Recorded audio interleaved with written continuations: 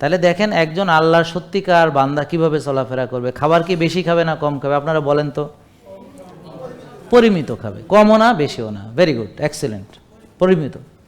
তারপর হচ্ছে খাবার কি হলকম পর্যন্ত খাবে না এক ভাগ খাবে? প্রকৃত খাবে না বিকৃত খাবে? এই প্রকৃত আর বিকৃতটা বুঝতে হবে। এই প্রকৃত মানে যা ওই নমরুদ খাইছে, ফেরাউন খাইছে, বুঝতে পারছেন? বা আগের কালে যেই খাবারগুলো ছিল, ইয়েস। যখন এইসব কীটনাশক আসছে কবে? ধরেন 200 বছর, 100 বছর। সার আসছে কবে ভাই? ইউরিয়া। এই যে ওই দ্বিতীয় বিশ্বযুদ্ধের পর যত কেমিক্যাল বাড়ছে সবই তো এখন সার। এগুলো একটু ভালো করে স্টাডি করবেন। এগুলো তো আপনারা সব বললে তো আমার সময় কভার করবেন। একটু জানার জন্য অনেক কথা আছে। অনেকেই বলে যে স্যার ইদানিং কিছু কিছু কথা নতুন বলতেছেন। আমি একটু নতুন তো মেলা কথা আছে, কিন্তু এরা হজম করতে পারবে? এরা তো এবিসিডি জানে না আগে, এদেরকে তো এবিসিডি শিখাইতে পারি নাই, তো ওগুলো কিভাবে হজম করবে?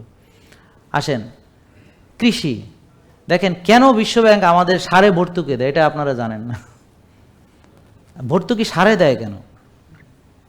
তারপর আমাদের মেয়েদের ফার্টিলিটি ধ্বংস করার জন্যে তারা কেন ওই যে পরিবার পরিকল্পনা সব জিনিসপত্র ফ্রিতে দিছিল?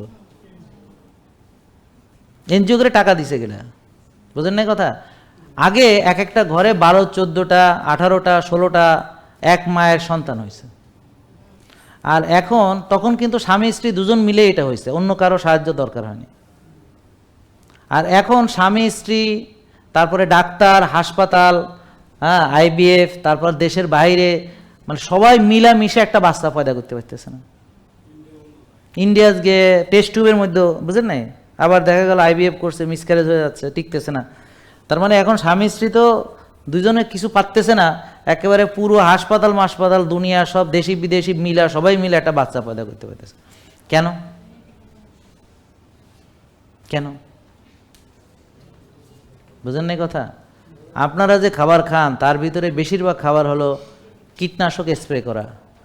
এই কীটনাশকগুলো হলো জীবাণুর প্রজনন ক্ষমতাকে ধ্বংস করার জন্য। তো এইগুলো খেতে খেতে আমাদের প্রজনন ক্ষমতা শেষ। এছাড়া যেই ধান আপনারা খান সেটা হাইব্রিড প্রজাতি, সেই ধানের বীজ দিয়ে ধান বীজতলা হয় না।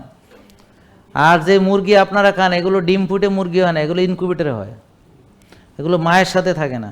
আপনাদের যে পরিবার নেই, কেন নেই? কারণ পরিবারের কনসেপ্টটা আপনারা পাশ্চাত্য থেকে যেটা গ্রহণ করছেন, ওইগুলো আপনার এখন দাদা, নানা, হ্যাঁ, তারপর হচ্ছে নানি, ফুফি, খালা, চাচা। এখন ধরেন এক সন্তান হলে কিচ্ছু থাকবে না আপনার।